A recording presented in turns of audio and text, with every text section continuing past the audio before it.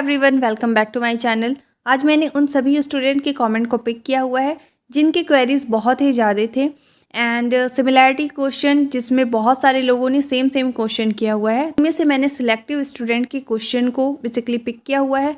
आप जैसा देख सकते हैं इन सभी के क्वेश्चन का मैं 1 बाय 1 करके आंसर देने वाली हूँ सो दैट आपके सारे डाउट्स क्लियर हो जाएँ।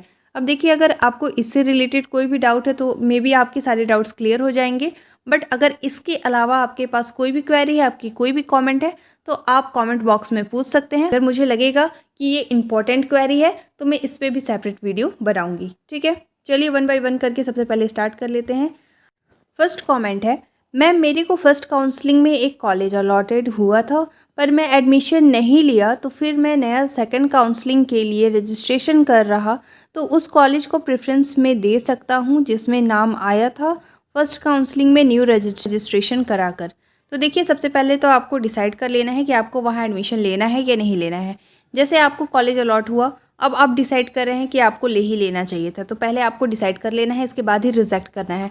अगर आपने उस समय कॉलेज को रिजेक्ट कर दिया है तो इस सिचुएशन में आप अभी जो सेकंड काउंसलिंग कराएंगे उसमें आप प्रेफरेंस सिलेक्ट कर सकते हैं, आपको कोई प्रॉब्लम नहीं होगा। बट अगर आप वहाँ एक्सेप्ट कर लेते तो इस सिचुएशन में आपका जो रोल नंबर है वो बेसिकली आपका लॉक्ड बताता, तो आप उस कॉलेज को प्रेफरेंस में सिलेक्ट नहीं कर पाएंगे। इसलिए सबसे पहले आपको डिसाइड कर लेना है वहाँ आपको लेना है एडमिशन या नहीं लेना है। अगर आप रिजेक्ट या एक्सेप्ट नहीं करते हैं तो सिंपली आप काउंसलिंग से बाहर हो जाएंगे। ऐसे सिचुएशन में भी आपको सेकंड काउंसलिंग कराना पड़ेगा। ठीक है,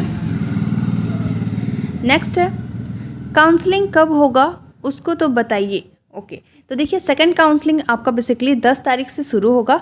10 से 14 तारीख तक आपका सेकंड काउंसलिंग होगा, लेकिन इससे पहले आपको वेट कर लेना है वैकेंट सीट का। जैसे ही आपका 8 तारीख को वैकेंट सीट आता है, इसी के अकॉर्डिंग आपको सेकंड काउंसलिंग कराना है, क्योंकि तभी आपको पता चलेगा कि कौन से कॉलेज में अभी ज़्यादा वैकेंट सीट है और किस में कॉलेज ऑलमोस्ट फुल हो गए हैं। ठीक है, तो आपको वेट कर लेना है वैकेंट सीट का, इसके बाद ही आपका सेकंड काउंसलिंग स्टार्ट होगा। तो अभी से आपको इतना परेशान होने की ज़रूरत नहीं है, 10 तारीख से आपका सेकंड काउंसलिंग स्टार्ट हो जाएगा।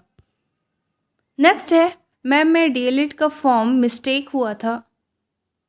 ओके, मैम मैं डीएलएड का फॉर्म मिस्टेक हुआ था तो मैं उसे सेकंड काउंसलिंग में सुधार सकता हूँ कि नहीं। अच्छा, देखिए अगर आपने मिस्टेक किया है, कोई भी मिस्टेक अगर आपने किया है तो आप सेकंड काउंसलिंग में आगे तो आपको देखिए, अगर आप सूटेबल हैं तो आपको अपना जो काउंसलिंग है वो खुद से करना है। कैसे करना है इसके लिए मैंने वीडियो बनाया हुआ है, आप देख सकते हैं। क्योंकि देखिए, जब आप फिल करते हैं ना तो वहाँ पे आप कोई भी मिस्टेक नहीं करेंगे, 1 बाय 1 करके आप सारे स्टेप्स को फॉलो करेंगे तो आपका सही काउंसलिंग होगा। बट आप अगर चॉइस सेंटर से कराते हैं तो वहाँ पे बहुत सारे मिस्टेक्स होते हैं, वो जल्दी जल्दी भी फॉर्म फिल कर देते हैं। बहुत सारे मिस्टेक मैंने देखा है एंड बहुत सारे स्टूडेंट ने भी कॉमेंट किया है कि मेरा ऐसे मिस्टेक हो चुका है। तो अगर आप खुद से कर सकते हैं तो ये बहुत ही अच्छा होगा, और अगर आप कंफर्टेबल हैं तो आप जाकर वहाँ भी करा पाएंगे। अगर आपका देखिए कोई भी मिस्टेक हुआ है तो आप यहाँ पे करेक्शन करा सकते हैं, कॉलेज को ऐड भी कर सकते हैं, बट आपको इसके लिए पेमेंट करना पड़ेगा, इसके बाद ही आप सेकंड काउंसलिंग करा पाएंगे। ठीक है, नेक्स्ट है, मैम मेरा 11th-12th बायो है और ग्रेजुएशन में सब्जेक्ट चेंज कर दिया, बीए है, तो बीएड में कोई दिक्कत होगा क्या? बीएड कर सकता हूँ कि नहीं? देखिए, आप कर सकते हैं, कोई प्रॉब्लम नहीं होगा। आपका ग्रेजुएशन रिक्वायर्ड होता है, तो चाहे आप बीए किए हो, बीएससी किए हो, कुछ भी किए हो, आपका ग्रेजुएशन होना चाहिए और इस बेसिस पे आप बीएड कर लेंगे, आपको कोई भी प्रॉब्लम नहीं होगा। नेक्स्ट है, सर वैकेंट सीट कहाँ से देखिए? तो चलिए इसके लिए मैं प्रोसेस बता देती हूँ। आपको साइट पे जाना है, साइट पर जाकर अपना चेक कर लेना है वैकेंट सीट। आपको सबसे पहले अभी तो फर्स्ट वैकेंट सीट ही आप चेक कर पाएंगे, तो देखिए सही है कि आगे सबसे पहले आप देख लें कि फर्स्ट वैकेंट सीट में बेसिकली कौन कौन से कॉलेज में कितने वैकेंट है। इसके बाद जैसे ही 8 तारीख को आपका सेकंड वैकेंट सीट आएगा, इसके लिए भी मैं सेपरेट वीडियो बनाऊंगी, फिर आप मैच कर सकते हैं कि किस कॉलेज में कितने कितने वैकेंट सीट है। इसे सर्च करने के लिए आपको किसी भी ब्राउज़र में सिंपली लिखकर सर्च करना है CGSCERT। जैसे ही आप CGSCERT लिखकर सर्च करेंगे, आपके पास CGSCERT का ऑफिशियल वेबसाइट आ जाएगा और फर्स्ट वाले लिंक पे आपको सिंपली क्लिक कर लेना है। जैसे ही आप इस पर क्लिक करेंगे, आपके पास SCERT का मेन पेज आ जाएगा। अब आपको स्क्रॉल करके इसमें नीचे की तरफ आ जाना है। अब देखिए, आपका साइड में लिखा हुआ है BA DLED ऑनलाइन काउंसलिंग। इसमें आपको सिंपली सेकंड नंबर पे लिखा हुआ है DLED ऑनलाइन काउंसलिंग 2024, तो उस पर आपको सिंपली क्लिक कर लेना है। जैसे ही आप उस पर क्लिक करेंगे, आपके पास देखिए एक और पेज आ गया है। अब देखिए यहाँ पे साइड में लिखा हुआ है डीएलएड ऑनलाइन काउंसलिंग 2023। तो ये 2023 के संबंध में जो नियम थे वो लिखा हुआ है, लेकिन राइट साइड में आपका लिखा है सर्कुलर ऑर्डर्स लेटर। तो इसमें देखिए 4th नंबर पे आपका एक लिंक गिवन है डीएलएड ऑनलाइन काउंसलिंग हेतु लिंक, उस पर आपको सिंपली क्लिक कर लेना है। जैसे ही आप उस पर क्लिक करेंगे आपके पास देखिए मेन पेज आ गया है। अब आपको स्क्रॉल करके इसमें नीचे की तरफ आ जाना है। देखिए यहाँ पे प्रोग्राम्स डिटेल है। अगर आपको बीए, बीएड या बीएससी बीएड के लिए वैकेंसी या कोई भी इन्फॉर्मेशन डाउनलोड करना है तो उस पर आपको सिंपली सामने लिखा हुआ है क्लिक टू लॉगिन, उस पर क्लिक कर लेना है। अदरवाइज़ यहाँ पे हमें डीएलएड का वैकेंट सीट देखना है, इसलिए हम डीएलएड के सामने लिखा हुआ है क्लिक टू लॉगिन, उस पर आपको सिंपली क्लिक कर लेना है। जैसे ही आप उस पर क्लिक करेंगे आपके पास देखिए इस तरीके का पेज आ जाएगा। अब देखिए आपको इसमें स्क्रॉल करके नीचे की तरफ आ जाना है। इसी पेज के नीचे की तरफ ही आपको मेनली नोटिस मिलेगा। देखिए यहाँ पे है इंपॉर्टेंट लिंक्स। तो अगर आपको कोई भी लिंक्स पे अगर आपको कुछ भी डाउनलोड करना है, एडवर्टाइजमेंट, होम, एडमिशन रूल्स, तो आप यहाँ से क्लिक करके डाउनलोड कर पाएंगे। Otherwise you have to scroll करके आपको नीचे की तरफ आना है।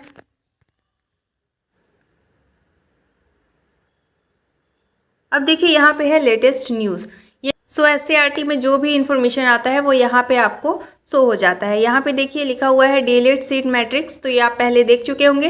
सेकंड नंबर पे है डीएलएड वैकेंट सीट, उस पर आपको सिंपली क्लिक कर लेना है। जैसे आप क्लिक करेंगे आप किसी भी एप्लीकेशन के थ्रू इसे ओपन कर पाएंगे। अब ये देखिए आपका आ गया है वैकेंट सीट। तो बेसिकली इसमें हम देख लेते हैं कि क्या क्या दिया हुआ है।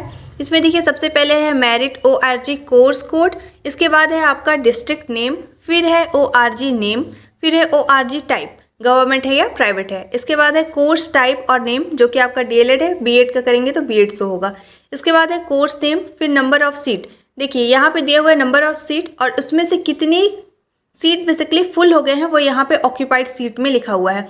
जैसे अगर हम यहाँ पे देख लें तो यहाँ पे पहले नंबर पे है बस्तर का डाइट कॉलेज। ये आपका गवर्नमेंट कॉलेज है जिसमें केवल 50 सीट थे और उसमें से आपका 23 सीट जो है वो फुल हो चुका है और बाकी के जितने भी आपके सीट बच गए हैं उसके लिए अभी सेकंड मेरिट लिस्ट आएगा। इसके बाद भी अगर सीट बच जाते हैं तो फिर आपका आगे सेकंड काउंसलिंग होगा। देखिए अलग अलग कॉलेज में अलग अलग सीट थे, कई जगह पे देखिए 50 ही सीट है ओनली और उसमें से कुछ सीट जो है वो फुल हो गए हैं। कई कॉलेज में 100 सीट्स हैं और उसमें से कुछ सीट फुल हुए हैं, तो आपको बेसिकली चेक कर लेना है। नेक्स्ट है फीस पेमेंट करना पड़ेगा सेकंड काउंसलिंग में। अगर फर्स्ट लिस्ट में डाले थे और दोनों लिस्ट में नाम नहीं आया तो सेकंड काउंसलिंग में कॉलेज चेंज करेंगे तो फीस पेमेंट करना होगा।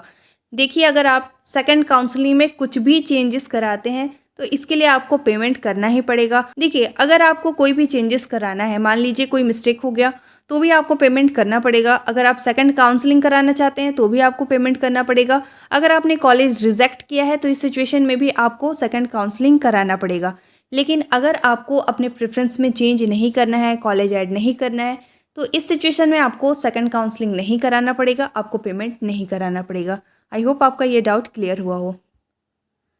नेक्स्ट है मैम मेरा 12th का स्ट्रीम साइंस है और फर्स्ट काउंसलिंग में गलती से नॉन साइंस चूज़ हो गया था तो मेरा एडमिशन नहीं हो पाया, तो सेकंड काउंसलिंग में मेरे को सीट अलॉट हो सकता है क्या? तो देखिए अगर आपने मिस्टेक किया है तो ऑब्वियस सी बात है वहाँ पे आपका डॉक्यूमेंट वेरिफिकेशन भी होता है, तो इस बेसिस पे तो आप सीधे सीधे बाहर हो जाएंगे अगर आपको कॉलेज मिल जाता है तो भी। इसलिए आपको फिर से सेकंड काउंसलिंग कराना है। सेकंड काउंसलिंग में अच्छे से चेक कर लेना है एंड अपना जो भी स्ट्रीम है उसे अच्छे से चेक करना है, क्योंकि देखिए कुछ कॉलेज में क्राइटेरिया होता है बेसिकली, वहाँ पे साइंस बैकग्राउंड के लिए और नॉन साइंस बैकग्राउंड के लिए अलग अलग क्राइटेरिया होते हैं, अलग अलग सीट होते हैं और उसी के अकॉर्डिंग कॉलेज अलॉट होता है। तो इसलिए आपको अच्छे से देखकर फील करना है कि आप साइंस बैकग्राउंड के हैं, नॉन साइंस बैकग्राउंड के हैं। ठीक है, आप सेकंड काउंसलिंग करा लीजिए, फिर अगर आपका नंबर अच्छा होगा तो आपको कॉलेज अलॉट हो जाएगा। आई होप आपके सारे डाउट्स क्लियर हुए होंगे। अब आपको इससे रिलेटेड कोई भी डाउट है, अगर आपकी कोई भी क्वेरी है आप कमेंट में पूछ सकते हैं। Thank you.